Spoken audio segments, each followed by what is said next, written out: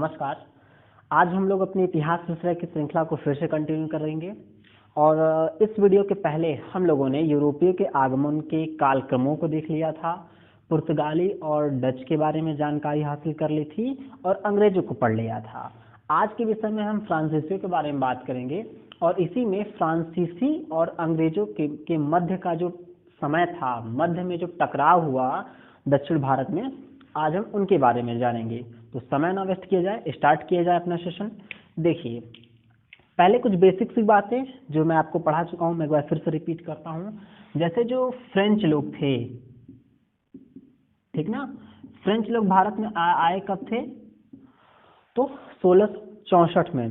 फ्रांसीसी भारत में 1664 में आए थे और इसके 4 साल बाद, मैं +4 कर देता हूं, इसके 4 साल बाद 1668 में उन्होंने अपनी कंपनी बनाई, एक फैक्ट्री खोली सूरत में और फ्रांसीसी ईस्ट इंडिया कंपनी की का जो स्थापना था वो भी कब हुआ था? 1664 में।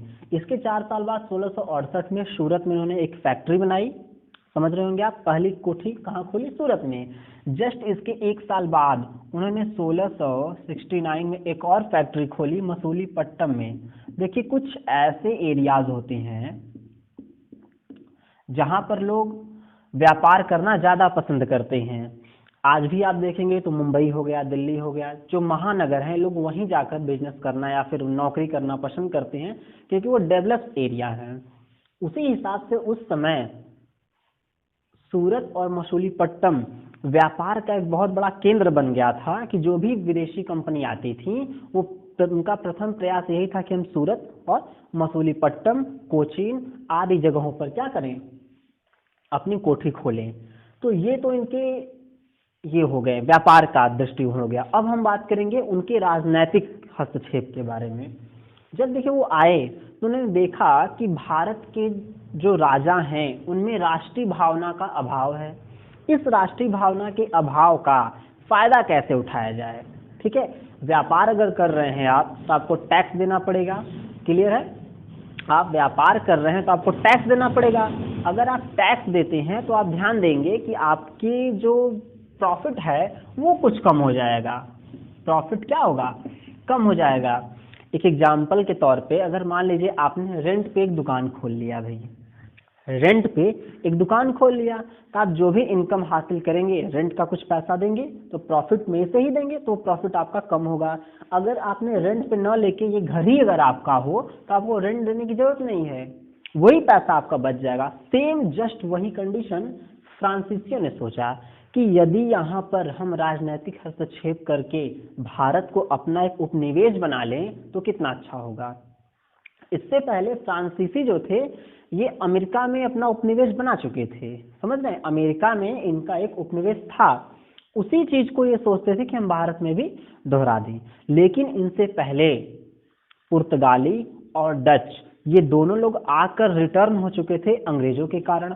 और अंग्रेज जब ये आए ना तो उसके पहले अंग्रेजों ने अपनी स्थिति बड़ी मजबूत कर ली थी। समझ रहे हैं आप?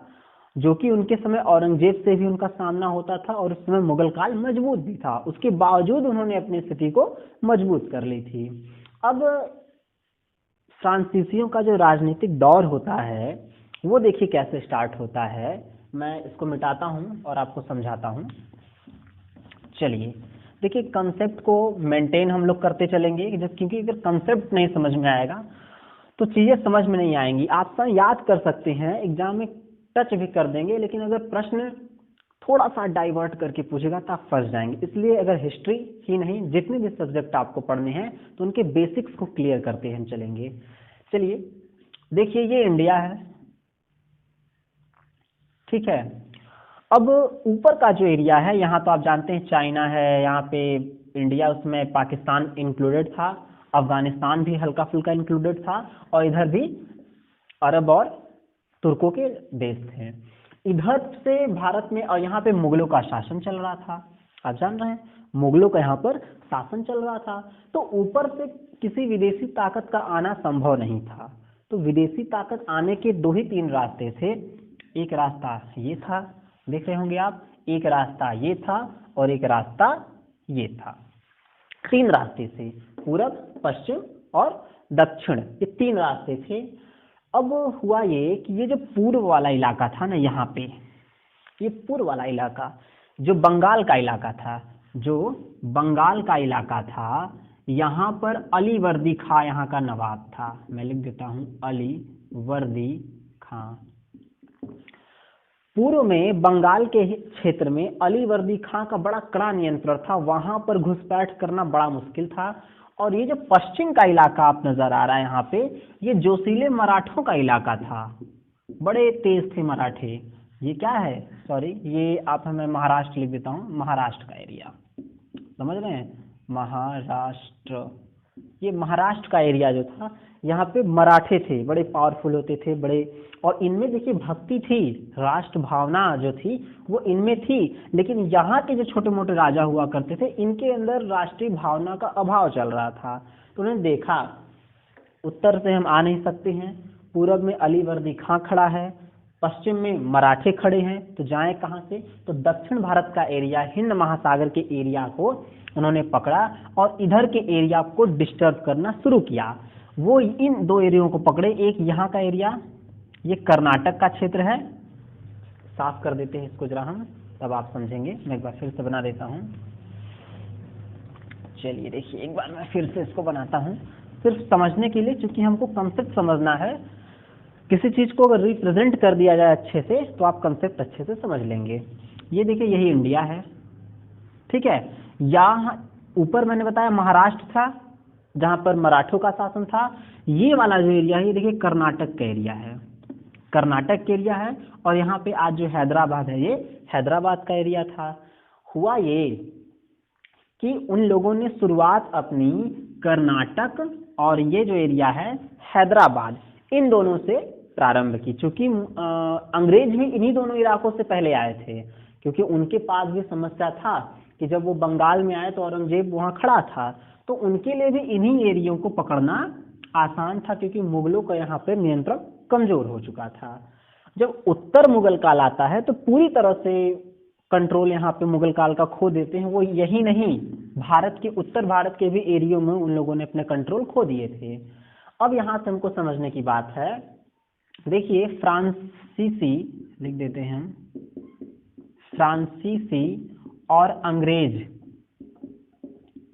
के बीच कर्नाटक युद्ध महत्वपूर्ण है। टक, कर्नाटक के युद्ध महत्वपूर्ण है। और ये जो कर्नाटक के युद्ध थे ना, 3 युद्ध हुए थे। कितने युद्ध हुए थे भाई? 3 युद्ध हुए थे। और इन तीनों युद्धों को समझना होगा, और यहीं से आपके एग्जाम में प्रश्न आपको बनने वाले हैं।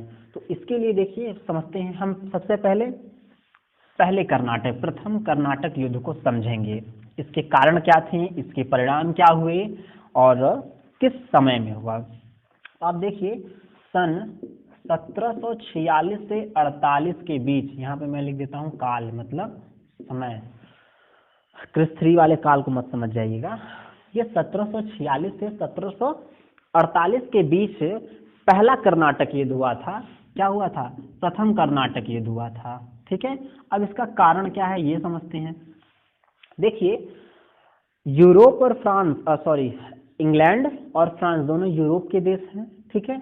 उस समय हुआ ये कि यूरोप का एक देश है ऑस्ट्रिया। जब मैं आपको बायोलॉजी पढ़ा रहा था तो मैंने ऑस्ट्रिया के बारे में आपको बताया था कि वहाँ के एक वैज्ञानिक थे कार्ल लैंडस्टीनर, जिन्होंने ब्लड ग्रुप की खोज की। तो वहीं एक देश है ऑस्ट्रिया। ऑस्ट्रिया के जो राजा थे, जो किंग थे, वो एक्सपायर हो गए। उनका कोई भी मतलब उनका लड़का नहीं कोई था जो राजा बनता, उनकी एक लड़की थी। अब ऑस्ट्रिया के जो पड़ोसी देश हैं, आपका विकास निर्भर करता है, कुछ प्रतिशत निर्भर करता है आपके पड़ोसियों से भी। अगर आपके पड़ोसियों से आपके संबंध अच्छे हैं तो आपका विकास थोड़ा आसान हो जाएगा। अगर आपका संबंध पड़ोसियों से गड़बड़ है तो विकास में थोड़ी बाधा उत्पन्न होगी। तो ऑस्ट्रिया से संबंध कैसे बनेंगे इंग्लैंड के और फ्रांस के, वो पूरी तरह से लगभग निर्भर हो गया था कि वहां का अब राजा कौन बनेगा। तो कुछ लोग यह कहते थे कि जो राजकुमारी है वहां की, उनको बना दिया जाए क्वीन। कुछ लोग ये कहते थे नहीं भाई, लड़की क्वीन नहीं बन सकती है, कौन बनेगा? किसी गैर आदमी को, किसी बाहरी आदमी को राजा बनाया जाए। तो इसी विवाद में वहां पर एक युद्ध छिड़ गया और उसका प्रभाव भारत में भी दिखा। तो पहला जो फ्रांसीसी और अंग्रेजों के बीच युद्ध हुआ वो 1746 में हुआ से 48 तक हुआ, पहला युद्ध था। और कारण क्या था? ऑस्ट्रिया का उत्तराधिकार। ठीक है, उत्तराधिकार। इतनी चीजें आप समझ रहे हैं? ऑस्ट्रिया का उत्तराधिकार कारण था। इसमें युद्ध लगभग मेंटेन हुआ। मेंटेन का मतलब है कि बराबर रहा, न ज्यादा अंग्रेजों की हार हुई न ज्यादा फ्रांसीसियों की हार हुई। इसमें हुआ ये क्या था कि जो मद्रास का एरिया था ना, उस पर कब्जा कर लिया फ्रांसीसियों ने। चूंकि इसके पहले मैंने आपको बताया था, उसमें फ्रांसीसियों ने इस पर कब्जा कर लिया। मैंने इससे पहले वाली वीडियो में अंग्रेजों में बताया था कि मद्रास पर किसका कब्जा था? अंग्रेजों का कब्जा था। लेकिन इस युद्ध में क्या हुआ कि मद्रास में फ्रांसीसियों ने कब्जा कर लिया। और इनसे एक महत्वपूर्ण फैक्ट ये पूछता है कि सेंट थॉम,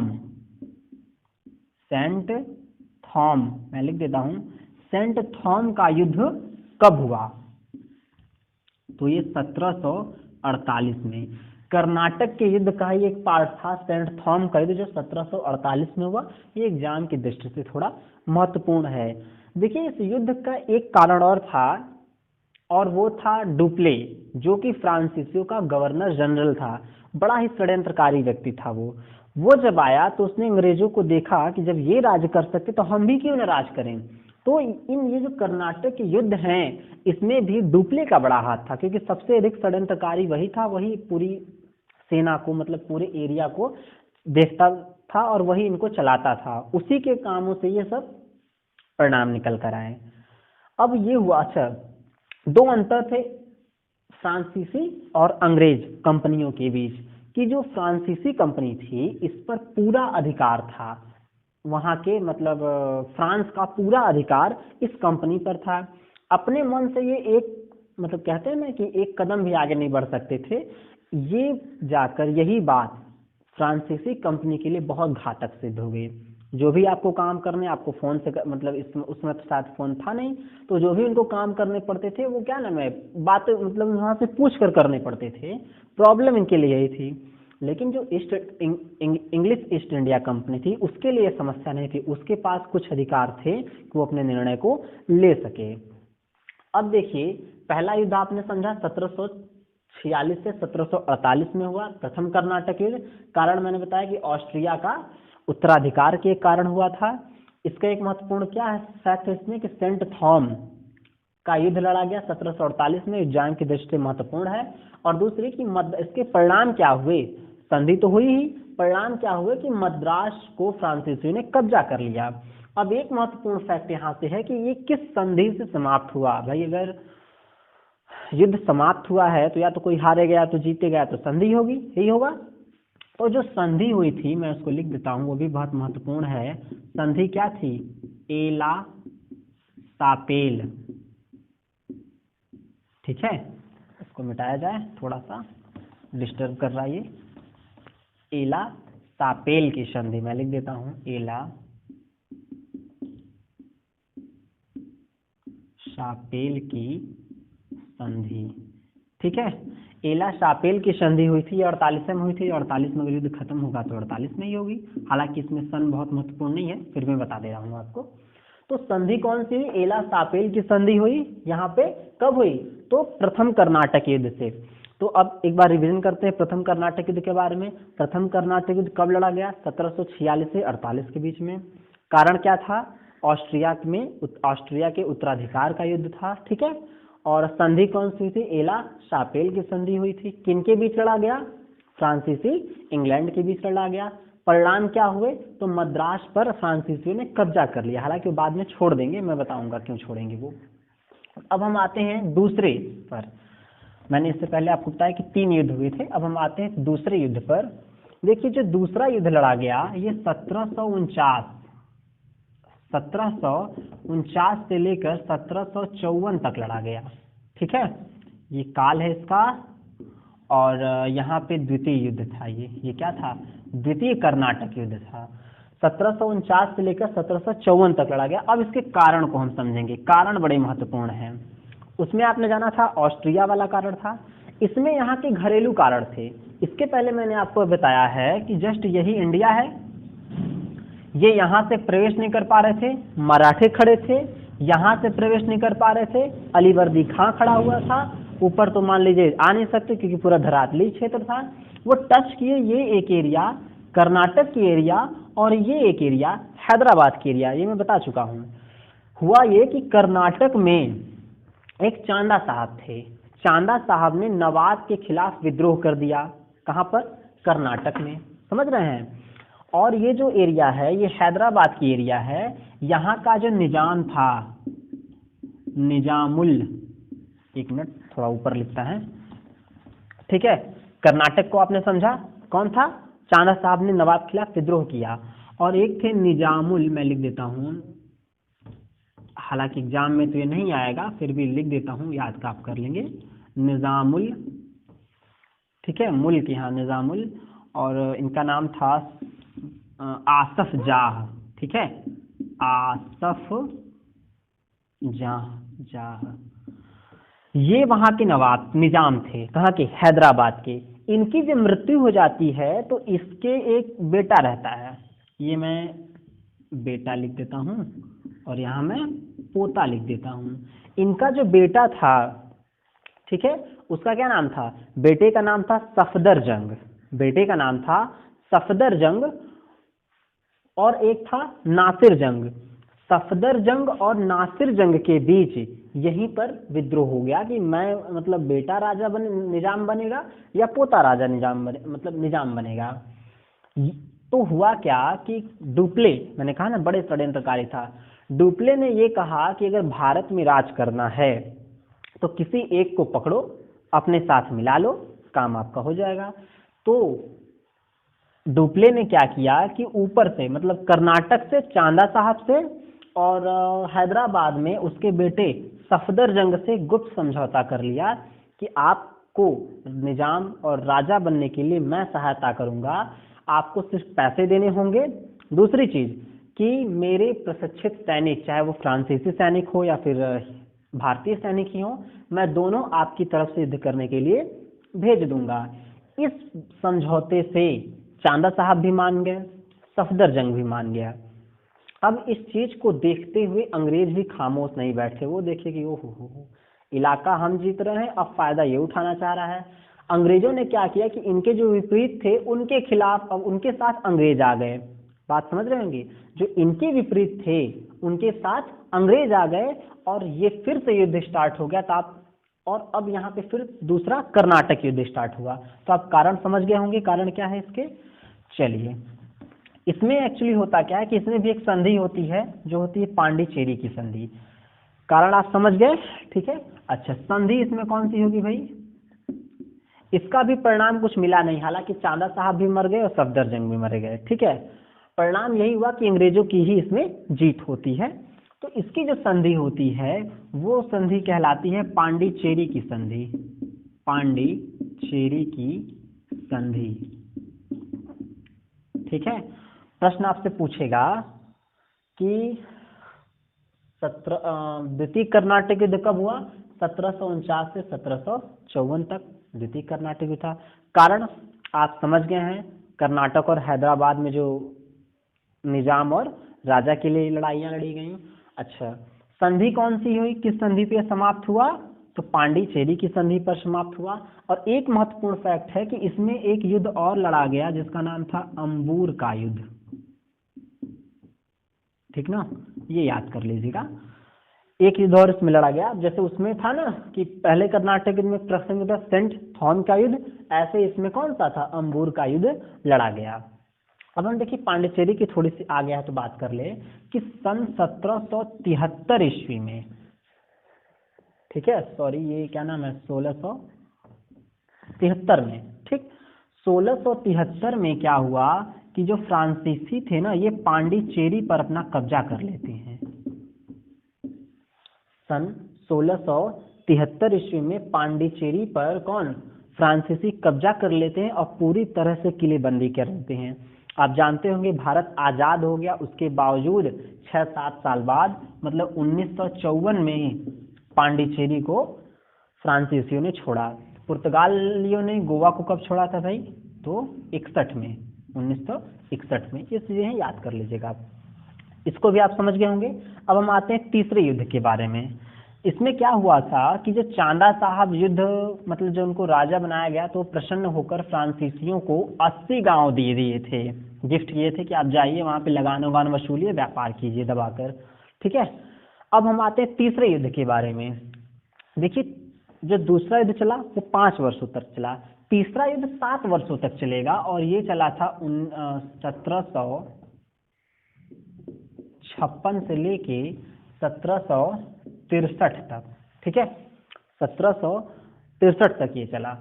ये कौन सा युद्ध था? तो ये तृतीय युद्ध था। कौन सा था? ये तृतीय युद्ध था। इसका कारण भी विदेश में थे। विदेश में एक सप्तवर्षीय युद्ध वहां भी चला था, फ्रांस और किसके साथ? इंग्लैंड के खिलाफ। तो वहां के युद्ध का प्रभाव क्या पड़ा? भारत पर पड़ा, और यहाँ भी युद्ध हुआ। तो जब तीसरा युद्ध यहाँ लड़ा तो ये इसका कारण क्या था भाई? तो यूरोप में युद्ध, आप समझ गए होंगे। इसका युद्ध क्या था? यूरोप का युद्ध, मतलब यूरोप में जो युद्ध हुए उसी के प्रभाव से भारत में भी ये सप्तवर्षीय युद्ध चला। इससे 2 महत्वपूर्ण प्रश्न बनते हैं। इस युद्ध में जाकर जो फ्रांसीसी थे ये पूरी तरह से लगभग हार गए थे। अब इनको 3 युद्ध झेलने पड़े, समझ रहे आप? इनको 3 युद्ध झेलने पड़े, और तीनों में लगभग इनकी हार हुई थी। जब इनको 3 युद्ध झेलने पड़े, अभी तो नए नए आए थे, लगभग 50-60-100 साल हुआ था, अच्छे से व्यापार भी नहीं कर पाए थे, इंग्लैंड का प्रेशर था। इनके जो पैसे थे वो, जो इनका दूसरा उपनिवेश था अमेरिका, वहां के पैसों से यहाँ पर युद्ध कर रहे थे। ये देख रहे थे कि यहाँ पे सिर्फ युद्ध ही हो रहा है, फायदा कुछ नहीं हो रहा बल्कि नुकसान हो रहा है। तो इन्होंने ये क्या किया कि भारत के जिन एरियो पर इनका कब्जा था, किसका? फ्रांसीसियों का, उसको इन्होंने क्या किया? अंग्रेजों को दे दिया कि लीजिए भाई आप लोग यहाँ पर रहिए, और जो अमेरिका का एरिया है जहाँ पर इन लोगों ने कब्जा कर रखा था उसको आप हमें दे दीजिए। तो अमेरिका पे किसका हो गया अब कब्जा? फ्रांसीसियों का हो गया। समझ रहे हैं? अदला बदली हो गई, भारत में अंग्रेज रहेंगे, अमेरिका में फ्रांसीसी रहेंगे। ये मैटर हो गया। अब देखिए, इसमें भी एक महत्वपूर्ण फैक्ट है कि कौन सा युद्ध, तो इसमें भी एक युद्ध और लड़ा गया जिसका नाम था वांडीवास का युद्ध। मैं लिख देता हूं, क्या नाम था इसका? तो वांडीवास का युद्ध। वांडीवास का युद्ध 1760 ईस्वी में लड़ा गया था, और अंग्रेज के तरफ से उसके जो जनरल थे, मतलब कैप्टन थे, उनका नाम था आयरकूट। उनका नाम था आयरकूट, प्यार से लिखते हैं सर आयरकूट। तो सर आयरकूट थे, ये इंग्लैंड की तरफ से थे। ठीक है, ये कहाँ थे? ये इंग्लैंड की तरफ से थे। अच्छा, और फ्रांसीसियों की तरफ से थे, लिख देता हूं मैं, ये प्रश्न पूछ लेता है। उनका नाम था काउंट लाली। ठीक है, क्या नाम था? काउंट लाली।